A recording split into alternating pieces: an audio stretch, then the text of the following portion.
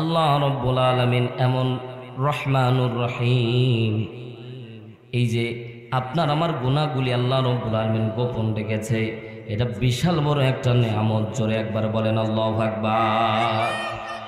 কারণ বাবার সামনে সন্তানের গুনাহ যদি আল্লাহ রব্বুল আলামিন উন্মুক্ত করে দিত, সন্তানকে কোনোদিন সন্তান বাবারে বাবা বলে ডাক দিত না, ঠিক না? সন্তানের গুনাহ যদি বাবার সামনে আল্লাহ রব্বুল আলামিন খোলাসা করে দিত, উন্মুক্ত করে দিত, সন্তানকে বাবা ত্যায্য পুত্র করে দিত। তোর মতো গুনাহগার সন্তানের আমার দরকার নাই। বুঝে থাকলে কথা জবাব দেন, ঠিক না বেঠিক? আল্লাহ রাব্বুল আলামিন, আমি বক্তা, নাম দিয়েছেন বিশাল নাম, মাওলানা হারুন রশিদ দিনাজপুরি। এই যে নাম দিয়ে ঘন্টার পর ঘন্টা বয়ান দিলে বয়ান বসে বসে শুনবেন, আমার এটা জানা। কিন্তু ভাই, আমার গুনাহ যদি আল্লাহ আপনাদের সামনে উন্মুক্ত করে দিত, এই জায়গায় একটা লোকও খুঁজে পাওয়া যাইতো না। আমার সাদ্দাম ভাই মাইকম্যান সহ কেউ এখানে বসেও থাকতো না। কথা বলেন ঠিক না বেঠিক? আজকে যদি শ্রোতার গুনাহ যদি বক্তার সামনে আল্লাহ উন্মুক্ত করে দিত, আল্লাহর কসম করে বলি, আপনাদের গুনাহগুলি যদি আমি দেখতে পাইতাম, কোনোদিন আপনাদের সামনে আমি বয়ান দিতাম না। আল্লাহর বান্দারা, বুঝে থাকলে এবার জবাব দেন যে আল্লাহ আপনার আমার গুনাহগুলি গোপন রাখলেন, এ আল্লাহর প্রশংসা আদায় করার দরকার আছে না নাই? চিৎকার দিয়ে একবার বলি আলহামদুলিল্লাহ। আল্লাহ রাব্বুল আলামিন আপনার আমার পাপগুলি গোপন রেখেছে। তার দুইটা কারণ মুফাসসির নেকরাম বর্ণনা করেন। সূরা তাহরিম ৮ নম্বর আয়াত, বাড়ি গিয়ে মিলাবেন। আমি গাঁজাখুরি গল্প বলার জন্য সুদূর কুষ্টিয়া থেকে, আমি এখনো কুষ্টিয়ার মধ্যে থাকি, সুদূর কুষ্টিয়া থেকে আপনাদের জন্য আসিনি, যদিও আমার বাড়ি বাসেরাত। আল্লাহর বান্দারা একটু গভীর মনোযোগ দেন। আল্লাহ রাব্বুল আলামিন কি মেসেজ থ্রু করতেছে, একটু গভীর মনোযোগ দেন। আল্লাহ রাব্বুল আলামিন আসমান থেকে বান্দার মাথার মধ্যে হাতটা বুলায়া যেন বান্দাকে বলতেছে, বান্দারা গুনাহ করবা, অনেক গুনাহ করবা, গুনাহ করতে করতে জীবনটা শেষ করে দিবা, কিন্তু বান্দা তোমার ঠোঁটের দিকে আমি আল্লাহ চেয়ে থাকি। বান্দা তুমি যখন গুনাহ করার পরে আমি আল্লাহকে আল্লাহ বলে ডাক দাও, আমি আল্লাহ তোমার জিন্দেগির तमाम গুনাহ খাতা মাফ করে দে। জোরে বলেন না সুবহানাল্লাহ। আল্লাহ বলে, বান্দারা গুনাহ তো তোমরা করবাই, গুনাহ করার জন্যই তো তোমাদের দুনিয়ার মধ্যে আমি আল্লাহ প্রেরণ করেছি। আল্লাহর বান্দার একটু মনোযোগ দেন। আল্লাহ রাব্বুল আলামিন যখন পৃথিবীর সৃষ্টির সূচনা লগ্নে আল্লাহ রাব্বুল আলামিন ফেরেশতাদেরকে সামনে ডেকে ডাক দিয়ে বলতেছে, ইন্নী জাইলুন ফিল আরদি খলিফা। আল্লাহ রাব্বুল আলামিন সূরা বাকারার মধ্যে আল্লাহ স্পষ্টভাবে জানায়া দেয়, আমি খলিফা প্রতিনিধি প্রেরণ করতে চাই দুনিয়ার মধ্যে। তোমাদের পরামর্শ কি? তোমরা কি অনুভূতি ব্যক্ত করতেছ? সাথে সাথে ফেরেশতারা ডাক দিয়ে বললেন, আল্লাহ, আপনি এমন একটা জাতি তৈরি করতে চাচ্ছেন যে জাতি হিংসায় ভরা থাকবে, যে জাতি মারামারি করবে, যে জাতি সম্পদ লুট করবে, যে জাতি দুনিয়ার মধ্যে দাঙ্গা হাঙ্গামা করবে। জিজ্ঞাসা করতে চাই, ফেরেশতার প্রত্যেকটা কথা সত্য ছিল না মিথ্যা? বুঝে থাকলে জবাব দেন, সত্য না মিথ্যা? ফেরেশতারা ডাক দিয়ে বলো, ও রব্বুল আলামিন, আপনি দুনিয়ার মধ্যে যাদেরকে প্রেরণ করতে যাচ্ছেন, এরা তো দুনিয়ার মধ্যে এসে দাঙ্গা হাঙ্গামা করবে, মারামারি করবে, তুমি আল্লাহরে আল্লাহ বলে ভুলে যাবে। ও আল্লাহর বান্দারা, এখানে আমরা বসে আছি, আমরা ইচ্ছাই হোক অনিচ্ছাই হোক অনেক আল্লাহর বান্দা আছি যারা আমরা আল্লাহকে রব হিসেবে আমরা মানতেও চাই না।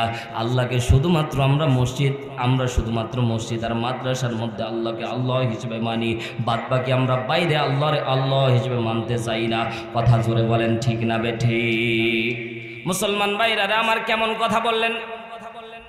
হুজুর আপনি আবার কেমন কথা বললেন? বাইরে আবার কেমনে মানলাম না? রবের স্বীকৃতি দান কেমন? আল্লাহ রাব্বুল আলামিন বলছেন সূরা হামিম সিজদা 30 নম্বর আয়াত, একটা কথা কোরআনের বাইরে বলবো না।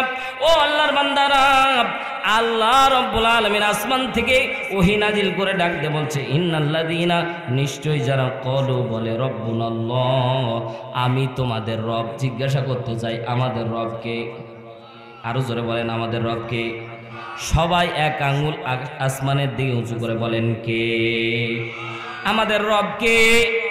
সন্দেহ আছে নাকি? আল্লাহ আমাদের রব। আল্লাহ রাব্বুল আলামিন ডাক দিয়ে বলে, ও বান্দারা, আমি তোমাদের রব, আমি তোমাদের সব। সূরা আরাফ 182 নম্বর আয়াত। আল্লাহ রব্বুল আলামিন রূহের জগতে যখন আপনি আমি ছিলাম সেদিন আল্লাহ রব্বুল আলামিন ডাকতে বলে আলাস্তু বিরব্বিকুম, ও বান্দা দুনিয়ার মধ্যে তুমি চলে যাওয়ার পরে সম্পদ হতে পারে, দুনিয়ার মধ্যে চলে যাওয়ার পরে তোমার দাম্ভিকতা তৈরি হতে পারে, দুনিয়ায় যাওয়ার পরে তুমি হয়তো এমপি মন্ত্রী হতে পারো, ক্ষমতার দাপটে তোমার অনেক বেশি চূড়া লম্বা হাত তোমার থাকতে পারে। আল্লাহ সেদিন ডাক দিয়ে বলেছিল বান্দারা শুনে নাও, শুনে নাও, আমি আল্লাহ কি তোমাদের রব? আলাস্তু বিরব্বিকুম, আমি কি তোমাদের রব নই? সাথে সাথে আমরা সবাই জবাব দিয়েছিলাম কলু বালা, আল্লাহ আপনি আমাদের রব, আপনি আমাদের সব। জোরে একবার বলেন না আল্লাহু আকবার। আমরা যারা 5 ওয়াক্ত নামাজ পড়ি, কয় ওয়াক্ত? জোরে বলেন, আরো জোরে। নাকি আপনারা 6 ওয়াক্তের দলে আছেন? 5 ওয়াক্তের দলে, এখন 6 ওয়াক্তের দলে থাকলেই মাইর খাওয়া লাগবে, কতক্ষণ ঠিক না? ওইদিকে যাবো না, মহব্বতের বাইরা গভীর মনোযোগ দেন। 5 ওয়াক্ত নামাজ আমরা আদায় করি।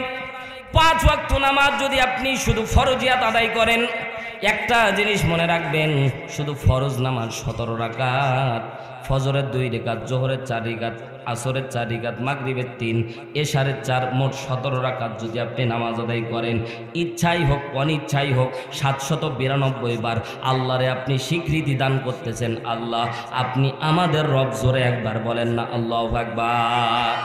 কোরআনের মধ্যে আল্লাহ রাব্বুল আলামিন রবের স্বীকৃতি দান করতেছেন, কোরআনের মধ্যে আল্লাহ রাব্বুল আলামিন রবের স্বীকৃতি দান করতেছেন। আল্লাহ রাব্বুল আলামিন কোরআনের মধ্যে স্পষ্টভাবে 22,000 বার, কত বলেন দেখি, কত? 22,000 বার নিজেকে রব হিসেবে স্বীকৃতি নিয়েছেন। এমনি নাই, এমনি নাই। আল্লাহ রাব্বুল আলামিন বলছেন বান্দারা আমি আল্লাহ তোমাদের রব, আমি আল্লাহই তোমাদের সব। জোরে একবার বলেন সুবহানাল্লাহ। রব যেহেতু আল্লাহ, সম্মানিত হাজিরিন গভীর মনোযোগ দেন। পাপ আর পাপের পরিধির কথা আমি আপনাদের সামনে বলতেছিলাম। আল্লাহ রাব্বুল আলামিন ফেরেশতাদেরকে বলতেছেন দুনিয়ার মধ্যে আমি ইন্নী জাইলুন ফিল আরদি খলিফা, দুনিয়ার মধ্যে আমি ফেরেশতা। ও ফেরেশতারা শুনে নাও, দুনিয়ার মধ্যে আমি আল্লাহ খলিফা পাঠাবো। তোমাদের অভিমত কি? জিজ্ঞাসা করতে চাই মুসলমান, আল্লাহ তাআলা যদি ফেরেশতাদের সাথে অভিমত পেশ না করতেন আল্লাহর কি ক্ষতি হয়ে যেত? কথা বলেন। আল্লাহ পরামর্শ কেন করলেন? তাফসির আশুর আল্লামা ইবনে আশুর রহমতুল্লাহ আলাইহি তিনি তার তাফসির গ্রন্থের মধ্যে উল্লেখ করে ডাক দিয়ে বলেন, আল্লাহ ফেরেশতাদেরকে নিয়ে পরামর্শ করার উদ্দেশ্য হলো গোটা বিশ্ববাসীকে আল্লাহ জানান দেয়, বান্দারা শুনে নাও, পরামর্শ ভিত্তিক কাজ করলে বরকত যিনি দান করেন তিনি কে? আসতে বলবেন না, তিনি কে? জোরে বলেন তিনি কে? যদি আপনি পরামর্শমূলক কাজ করেন দেখবেন এটার মধ্যে বরকত আলাদা। বর্তমান সময়ে আমরা পরামর্শ করতে গেলেও বিপদে পড়ি, কারণ বর্তমান সময়ে আমরা পরামর্শ করি বউয়ের সাথে, ঠিক না? আর বউয়ের সাথে যখন পরামর্শ হয়, পর্দানিশী আমার মা বোনেরা, আপনাদের বিপক্ষে ওয়াজ করার জন্য আসিনি মা, কিন্তু এখন বর্তমান সময়ে মাদের সাথে যখন বউয়ের সাথে স্বামী পরামর্শ করে, 1 নাম্বার প্রধান পরামর্শ দেয়, ও বুড়ো বুড়ির সাথে আমরা থাকবো না, আমরা আলাদা খাবো। আস্তে কন, আস্তে কন, ঠিক না? উতরাইলে তো এরকম নাই ভাই, কম না বেশি জানি ভাই। সম্মানিত ভাইরা আমার গভীর মনোযোগ দেন। পরামর্শ আল্লাহ রাব্বুল আলামিন বান্দাদেরকে শিক্ষা দান করতেছে। বান্দারা শুনে নাও, পরামর্শ আমি আল্লাহ তোমাদেরকে এজন্য শিক্ষা দান করলাম, কারণ পরামর্শ ভিত্তিক যদি কাজ করতে পারো আমি আল্লাহ রাব্বুল আলামিন তোমাদেরকে বারাকা দান করে দেব। সম্মানিত মহব্বতের ভাইরা গভীর মনোযোগ দেন। আল্লাহ রাব্বুল আলামিন আদম জাতিকে তৈরি করলেন, ফেরেশতাদের কাছে পরামর্শ গ্রহণ করলেন, ফেরেশতারা উল্টা পরামর্শ দান করলেন। আল্লাহ রাব্বুল আলামিন ডাক দিয়ে বললেন বান্দারা শুনে নাও, ফেরেশতারা শুনে নাও, আমি আল্লাহ যা জানি তোমরা তা জানো না, আমি আল্লাহ যা বুঝি তোমরা তা বুঝো না। জোরে একবার বলেন সুবহানাল্লাহ। আল্লাহ তাআলা পৃথিবীতে মানব সৃষ্টি করলেন। এখানে মুফাসসিরিন একরাম বর্ণনা করেন, তাফসীর ইবনে কাসিরের ভিতরে উল্লেখ হয়েছে যে আল্লাহ তাআলা পরামর্শ করলেন, কিন্তু ফেরেশতারা পরামর্শ দিল উল্টো, যে আল্লাহ পৃথিবীতে মানুষ তৈরির দরকার। জোরে বলেন আছে? পক্ষে কোনো ভোট আসলো না, সবাই বিপক্ষে ভোট দিল, তো আল্লাহ তাআলা বললেন যে আমি যা জানি তোমরা তা জানো না। জোরে একবার বলেন আল্লাহু আকবার। এটা কেন বলেছিলেন মুফাসসিরিন একরাম বর্ণনা করেন, আল্লাহ রাব্বুল আলামিন ফেরেশতাদের দিকে যখন লক্ষ্য করতেন, ফেরেশতারা ইবাদত করতেছেন, মুফাসসিরিন ইকরাম বর্ণনা করেন ফেরেশতাদের হালত হলো কোন ফেরেশতাকে আল্লাহ রাব্বুল আলামিন দ্বন্দ্বমান অবস্থায় রেখে দিয়েছেন, কোন ফেরেশতাকে আল্লাহ রুকু অবস্থায় রেখে দিয়েছেন। তারা সব সময় রুকু করে, ওই যে জন্মলগ্ন থেকে শেষ পর্যন্ত তারা রুকু অবস্থায় থাকবে। 3 নাম্বার কোয়ালিটি, অনেকে সিজদারত অবস্থায় আছে। আল্লাহ রাব্বুল আলামিন যে হুকুম দান করেন ফেরেশতারা তার নড়চড় এক বিন্দু পরিমাণে করে না, তার মানে ফেরেশতারা কোনোদিন কোনো ভুল করে না। এজন্য আল্লাহ রাব্বুল আলামিন দুনিয়ার মধ্যে বান্দাদেরকে আদম জাতিকে তৈরি করার মূল উদ্দেশ্য ছিল আমার বান্দারা ভুল করবে, আর বান্দারা ভুল করার পরে আমি আল্লাহর কাছে এসে যখন মাথাটা নত করে দিবে আমি আল্লাহ তখন বান্দার উপরে খুশি হয়ে যাব। জোরে বলেন সুবহানাল্লাহ। তার মানে দুনিয়ার মধ্যে যারা বলে আমরা ভুল করি না, আছে না এমন ব্যক্তি? এক পাগল রে দেখলাম জুবাইর আহমেদ তাশরিফের পাশে বসে বলতেছে আমি কোনো ভুল করি না। কি করে না? ও কোনোদিন পাপ করে না, এজন্য আল্লাহর কাছে মাপ চায় না। ও আল্লাহর বান্দারা এইরকম অনেক পাগল পাওয়া যাবে যারা নাস্তিকতা লালন করে। আল্লাহ রব্বুল আলামিন বান্দাকে বানিয়েছে, আর বান্দাকে বানানোর সাথে সাথে প্রতিদ্বন্দ্বী একজনকে দান করেছে, সেটা হচ্ছে শয়তান। শয়তানের এত শক্তি পাওয়ার আল্লাহর বান্দার একটু গভীর মনোযোগ দেন। মুসলিম শরীফের ভিতরে বিশ্বনবী সাল্লাল্লাহু আলাইহি সাল্লাম বলেন আল্লাহ রব্বুল আলামিন আদম তৈরি করার পরে শয়তান যখন আলাদা হয়ে গেল, বিশাল লম্বা ঘটনা মুসলমান, গভীর মনোযোগ দেন। শয়তান যখন আলাদা হয়ে গেল, আজাজিল ফেরেশতাদের লিডার ছিল, সর্দার ছিল, সমস্ত ফেরেশতারা কমান্ডার ইন চিফ যার দায়িত্ব পালন করত। আজাজিল এক পর্যায়ে যখন আবা ওয়াস্তাকবার ওয়া কানা মিনাল কাফিরিন, যখন আল্লাহর সামনে নিজেকে নত করলো না, বিনয়ী ভাব তৈরি করলো না, সাথে সাথে আল্লাহ বললেন বান্দা তুমি শয়তান, তুমি মারদুদ, তুমি জাহান্নামী। সাথে সাথে শয়তান ডাক দিয়ে বলছেন আল্লাহ এতদিনের ইবাদত কি কিচ্ছু দিবা না? আল্লাহ রাব্বুল আলামিন বললেন ও শয়তান বলো বলো কি চাও? শয়তান তিনটা সুপ্রিটি পাওয়ার গ্রহণ করেছিল। 1 নাম্বার শয়তান বলেছিল আল্লাহ আমাকে কিয়ামত পর্যন্ত হায়াত দান করা লাগবে। আল্লাহ বলে যা তোরে দিয়ে দিলাম। 2 নাম্বারে কি কাজ? 2 নাম্বারে বলল আল্লাহ আমি শয়তানি করব, কিন্তু আমার শয়তানি কেউ দেখতে পাবে না। আল্লাহু আকবার বল। কারণ যদি শয়তান বলতেছে যদি আমি ভাই আর ভাইয়ের মাঝে ওই যে মাঝে মাঝে ঝগড়া লাগে না ভাই, ভাই আর ভাই জমি নিয়ে মারামারি করে মাথা ফাটা দেয়, আছে না নাই? ভাই আর ভাই লাগে, সন্তান মায়ের মারামারি লাগে। ও আল্লাহর বান্দারা এই কাজ কিন্তু একা একা সম্ভব না। শয়তান কাজে ওই কাজের মধ্যে লাগায় দিয়ে শয়তান চলে যাচ্ছে। আল্লাহকে ডাকতে বলছেন রব্বুল আলামিন আমি যদি ভাই আর ভাইয়ের মাঝে যদি দ্বন্দ্ব লাগায় চলে যাই, মায়ের সাথে সন্তানের দ্বন্দ্ব লাগায় চলে যাই, বউ শাশুড়ির সাথে ঝগড়া লাগায় যদি আমি চলে যাই, আমারে যদি দেখে যে এই যে শয়তান দ্বন্দ্ব লাগায় যাচ্ছে, তাহলে তো আমার আস্ত কেউ রাখবে না। এই জন্য আমি শয়তানি করব ঠিকই, কেউ আমারে দেখতে পাবে না। আমি শয়তানি করব, কিন্তু এই শয়তানি কেউ দেখতে পাবে না। আল্লাহু আকবার বলেন। আল্লাহ বললেন যা দিয়ে দিলাম। 3 নাম্বারে বলল ও রব্বুল আলামিন আমার যত কর্মী দল থাকবে এই কর্মী দলকে তোমার রিজিকের ব্যবস্থা করা লাগবে। শয়তানি যত দল আছে দেখবেন খেয়াল করে এদের খাবারের অভাব নাই। জোরে কথা বলেন ঠিক না বেঠিক? দেখেন কিটা কথা কয় না মনে করবেন ওইটা বামপন্থী ওই দলের, ঠিক আছে না? আশেপাশে খেয়াল করবেন ভাই। সম্মানিত ভাইরা আমার গভীর মনোযোগ দেন। 3 নাম্বারে সুপ্রিটি পাওয়ার পাইল, 3 নাম্বারে পাওয়ার পাইল তাদের রিজিকের কোনো ঘাটতি হবে না। সুদখোর ঘুষখোর যত প্রকার হারাম খোর আছে খেয়াল করে দেখবেন কোনো খোরের কোনো রকমের ঘাটতি নাই। তারা অফুরন্ত রিজিক দুনিয়ার মধ্যে পেয়ে থাকে। আর আমরা মনে করি দুনিয়ার মধ্যে এত কিছু পাচ্ছে কতই নাকি, কিন্তু আসলে না না না, দুনিয়ার যেমন ক্ষণস্থায়ী, পরকাল যারা সফলতা অর্জন করবে এরাই বড় সফল। জোরে বলেন সুবহানাল্লাহ। আল্লাহ রাব্বুল আলামিন ডাক দিয়ে বলে দুনিয়ার মানুষ শুনে নাও, আমি আল্লাহ তাআলা তোমাদের জন্য সফলতার মাপকাঠি এটা দান করলাম। যারা পরকালীন কল্যাণ যারা হাসিল করতে পারবে, পরকালে যারা জান্নাতি হতে পারবে তারাই কেবলমাত্র সফল। বাদবাকি দুনিয়ার মধ্যে যারা সফল মনে করি এরা কিন্তু সফল না। এজন্য পরকালীন জান্নাত পাওয়ার দরকার আছে না নাই? সম্মানিত মহব্বতের ভাইরা, একটা জিনিস আপনাদেরকে বোঝানোর জন্য কথাগুলি নিয়ে আসলাম। সেটা হলো এই, আমরা দুনিয়ার মধ্যে শয়তান যখন 3টা সুপ্রিটি পাওয়ার পাইল, শয়তান আল্লাহকে ডাকতে বলছেন, রব্বুল আলামিন তুমি এবার জাহান্নামের সংখ্যা বাড়াইতে পারো। কি বলতেছে? জাহান্নামের সংখ্যা বাড়াইতে পারো।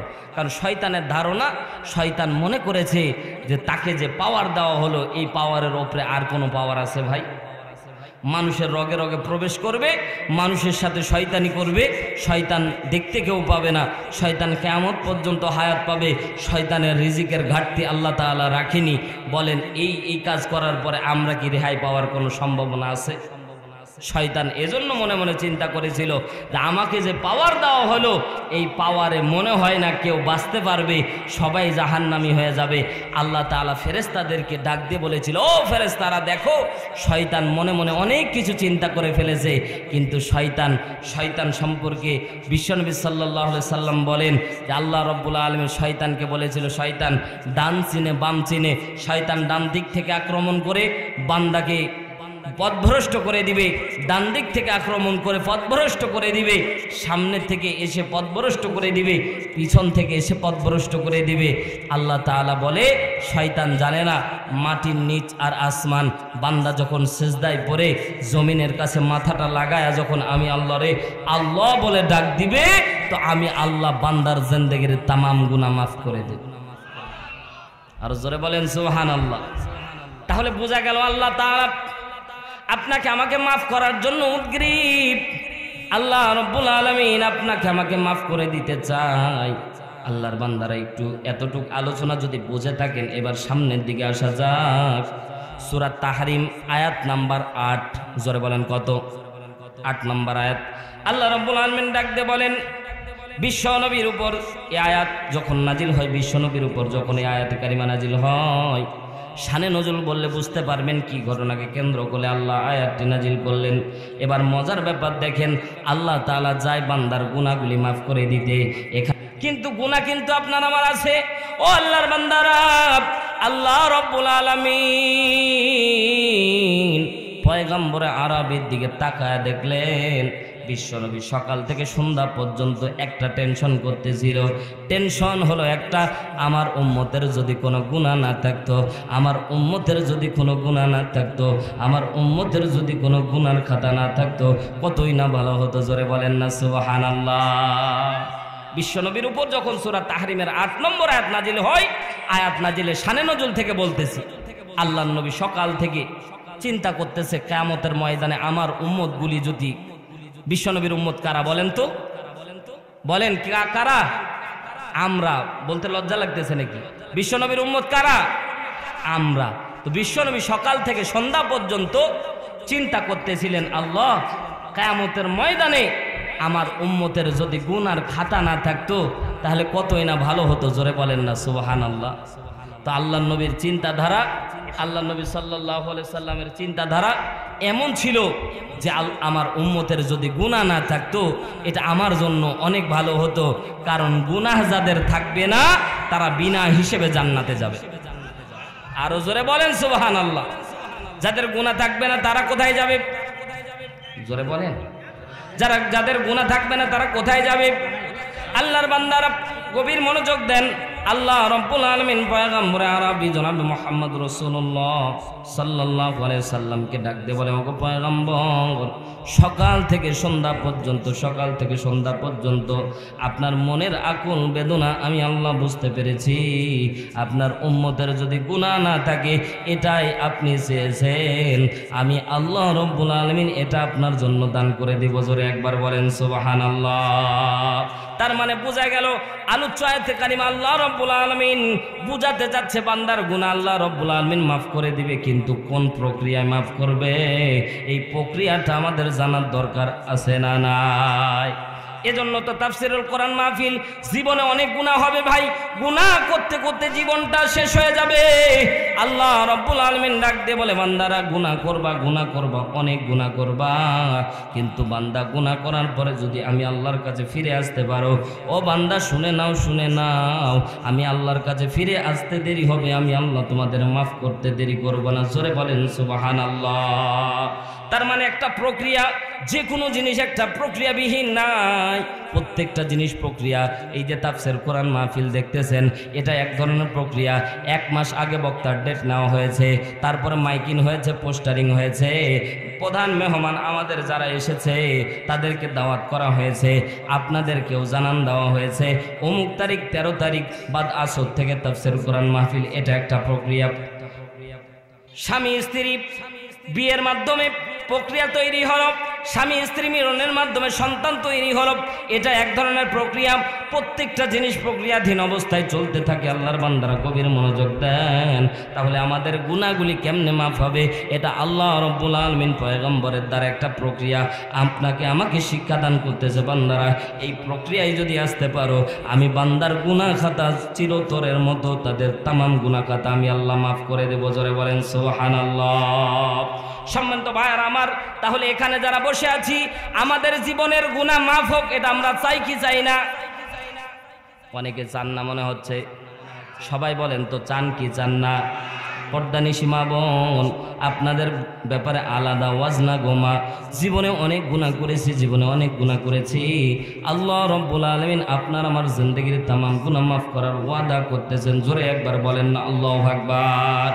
বিশ্বনবী সকাল থেকে সন্ধ্যা পর্যন্ত চিন্তা ছিল, আল্লাহর নবীর চিন্তা ছিল, আমার উম্মতের যদি গুনাহ না থাকতো, আমার উম্মতের যদি গুনার খাতা না থাকতো, কতই না ভালো হতো। আল্লাহ রাব্বুল আলামিন কোরআনের মধ্যে বলেন, সূরা হাসরের ভিতরে আল্লাহ রাব্বুল আলামিন ডাকতে বলছেন, ইকরা কিতাবাকা কাফা বিনাফসিকাল ইয়াউমা আলাইকা হাসিবা। জোরে একবার বলেন আল্লাহু আকবার। আরো জোরে বলেন না আল্লাহু আকবার। মুসলমান ভাইরা আমার গভীর মনোযোগ দেন। আল্লাহ রাব্বুল আলামিন বলছেন, ইকরা, ও বান্দা পাঠ করো, কারাতুল আমাল, দুনিয়ার মধ্যে যে আমল করে এসেছো, ফামান ইয়ামাল মিসকালা যাররাতিন খায়রান ইয়ারা ওয়া মান ইয়ামাল মিসকালা যাররাতিন শাররান ইয়ারা। জোরে একবার বলেন আল্লাহু আকবার। আল্লাহ বলছে, বান্দা দুনিয়ার মধ্যে ছোট জাররা পরিমাণ যে আমল করেছে এটাও লিপিবদ্ধ করে রাখা হয়েছে। বান্দা শুনে নাও, তুমি ছোট যে বদ আমলটা করেছিল এটাও দুনিয়ার মধ্যে লেখা হয়েছে। আল্লাহ রাব্বুল আলামিন বলেন সূরা ইনফিতারের মধ্যে, কিরামান কাতিবিনা ইয়ালামুনা মা তাফআলুন। জোরে বলতে হবে আল্লাহু আকবার। আল্লাহ বলছেন কিরামান কাতিবিন, আল্লাহ বলছে সম্মানিত লেখকগণ ফেরেশতারা তোমাদের আমল নামাগুলি লিখতেছে। ইয়ালামুনা, তারা জানে এবং জানবে, মা লা তাফআলুন, তোমরা যা করতেছো এবং করবা। যতদিন পর্যন্ত প্রত্যেকের জন্য যাকে নিবন্ধন করে দেওয়া হয়েছে, প্রত্যেকের জনের জন্য যেটা কিরামান কাতিবিন সম্মানিত লেখকদ্বয় ফেরেশতা আছে, তারা আপনার মরার আগ পর্যন্ত আপনি কি করবেন না করবেন সব কিছু জানে। জোরে একবার বলেন না আল্লাহু আকবার। সম্মানিত ভাইরা আমার গভীর মনোযোগ দেন। কথাগুলি বোঝার চেষ্টা করেন। দুনিয়া ছেড়ে বিদায় নিয়ে চলে যাব, কারণ এই দুনিয়া আপনার আমার থাকার জায়গা না। কথা বলেন ঠিক না বে ঠিক? দুনিয়া ছেড়ে বিদায় নিয়ে চলে যাব। কবরের মধ্যে যদি আপনার আমার গুনাহ না থাকে, ওই কবরটা কেমন হবে এটা আল্লাহ রাসূল সাল্লাল্লাহু আলাইহি সাল্লাম হাদিসের মধ্যে উল্লেখ করে। মুসনাদে আহমদ 1852 নম্বর হাদিস। আল্লাহ নবী সাল্লাল্লাহু আলাইহি সাল্লাম বলেন, বারা ইবনে আযিব রাদিয়াল্লাহু তাআলা আনহু বর্ণনা করেন, বিশাল লম্বা হাদিস, বলতে গেলে ঘন্টা খানিক সময় লাগবে। আল্লাহর বান্দারা গভীর মনোযোগ দেন। আল্লাহ রাব্বুল আলামিন বান্দার আমল নামা অনুযায়ী, বান্দার ভালো এবং খারাপ কাজের অনুযায়ী আসমান থেকে ফেরেশতা নাজিল করবে। বান্দা যদি ভালো আমল করে থাকে, আল্লাহ আসমান থেকে ভালো ফেরেশতা তার জন্য পাঠাবে এবং জান্নাতি ফেরেশতারা তাকে নিয়ে যাবে। জোরে বলেন সুবহানাল্লাহ। আর যদি বান্দা দুনিয়ার মধ্যে আল্লাহরে আল্লাহ হিসেবে না মানে, আল্লাহ রাব্বুল আলামিনের দাসত্ব গোলামি না করে, নামাজ পড়তে বলা হয়েছিল নামাজ পড়ে নাই, রোজা করতে বলা হয়েছিল রোজা করে নাই, যাকাত দিতে বলা হয়েছিল যাকাত দেয় নাই, ইসলামী আন্দোলন করতে বলা হয়েছিল তাও করে নাই। আল্লাহর বান্দারা প্রত্যেকটা ক্ষেত্র, প্রত্যেকটা বিশ্লেষণ আল্লাহ রাব্বুল আলামিন আপনার আমার জন্য পুঙ্খানুপুঙ্খভাবে প্রত্যেকটা লিপিবদ্ধ করতেছেন। যা করতেছি সব কিছু যিনি লিখে রাখতেছেন, বলেন তো তিনি কে? ফাঁকি দেওয়ার সুযোগ আছে? জোরে বলেন না কেন? ফাঁকি দেওয়ার সুযোগ আছে। দুনিয়ার মানুষের চোখকে ফাঁকি দেওয়া যায়। উত্তরাইল মাদ্রাসা মোড়ে আপনি দোকান থেকে বাকি নিয়েছেন, আপনি 2 দিন না গেলে দোকানদার ভুলে যেতে পারে, দোকানদারের চোখের আড়াল হয়ে গেলে দোকানদার ভুলে যেতে পারে। কিন্তু জিজ্ঞাসা করতে চাই, যিনি আপনার আমার প্রত্যেকটা ক্ষেত্র পর্যবেক্ষণের মধ্যে রেখে দিয়েছেন, আপনি আমি যা করি সব কিছু তদারকি যিনি করেন তিনি কে? আরো জোরে চিৎকার দিয়ে বলেন না কে? আপনারা আওয়াজ দিচ্ছেন, আপনারা কি ভয় পাচ্ছেন ভাই? ওই দিন শেষ, কথা বলেন ঠিক না বেঠিক? কারণ আগামীর দিন কোরআনের দিন। এখন আর আমরা বাতিলকে আগেও ভয় পাই নাই, এখনো ভয় পাই না, কথা বলেন ঠিক না বেঠিক? কারণ আমরা তাজা রক্ত জমিনের মধ্যে ঢেলে দিয়ে আমরা আবার দ্বিতীয় বাংলাদেশ স্বাধীন করেছি। এই স্বাধীন বাংলায়, মুক্ত ময়দানে, মুক্ত বাংলায়, মুক্ত মঞ্চে কোরআন হাদিসের কথা হবে। আগে তো বলা হতো যে হুজুর একটু দেখে শুনে কথা বলেন, এখন আর ওই সময় নাই। যদি কোনো নেতা আমাদেরকে এইরকম চিরকুট দেয়, ওই নেতাকে আমরা মঞ্চে ওইখানেই মারবো, কথা বলেন ঠিক না বেঠিক? জোরে বলেন ঠিক না বেঠিক? আমরা আর কাউকে ভয় পাই? আপনারা আপনাদের আওয়াজ শুনে মনে হচ্ছে আপনারা এখনো ভয়ে আছেন। আল্লাহু আকবার বলেন, জোরে বলেন আল্লাহু আকবার। সম্মানিত ভাইরা আমার, কথা বোঝার চেষ্টা করেন।